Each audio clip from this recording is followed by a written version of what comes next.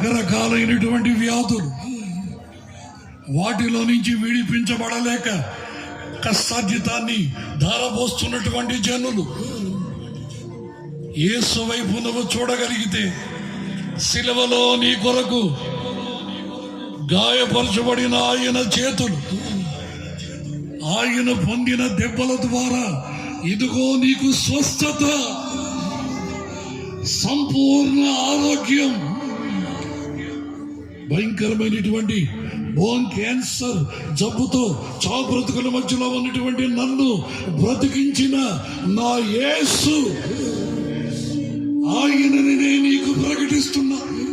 ఆయన యందు విశ్వాసం ఉంచు, నీవు నీ కుటుంబం ఆశీర్వదించబడు, ఇంకా అనేక మేలులు పొందుకో, దరిద్రతలోనికి నడిపించబడబాక, సమృద్ధినిచ్చే యేసుని చూడు.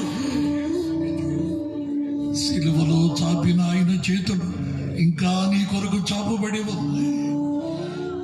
ఆయన చేతుల్లో నువ్వు ఒదిగిపోవాలి. నీ పిల్లలు ఆయన రెక్కల నీడన దాచబడాలి.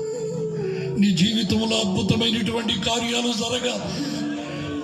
నీ బ్రతుకుని ఆటంకపరుస్తున్న చీకటి శక్తులు యేసు నామములో దూరపరచబడునుగాక, బంధకాలు తెగిపోవునుగాక.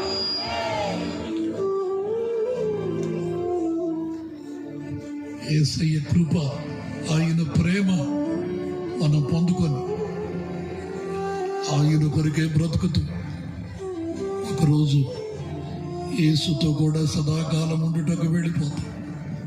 లోకము నశించిపోతా ఉంది, లోకము గతించిపోతా ఉంది, మనుషులలో ప్రేమ చల్లారిపోతా ఉంది, కట్టుకున్నటువంటి వారిని కూడా చూడలేనటువంటి కళ్ళు మూత వేయబడిపోయి నువ్వు యేసు వైపు చూడగలిగితే, వాక్యాన్ని విశ్వసించగలిగితే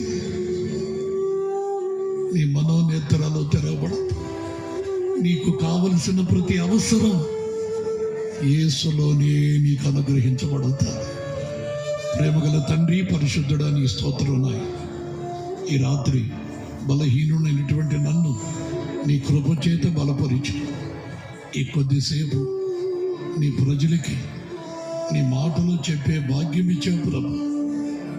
ఆరోగ్యాన్ని నాకు అనుగ్రహించి కృప చేత నిలబెట్టుకున్నావు ప్రభు. ఎందరైతే అవిశ్వాసులుగా ఉండకుండా గురుడి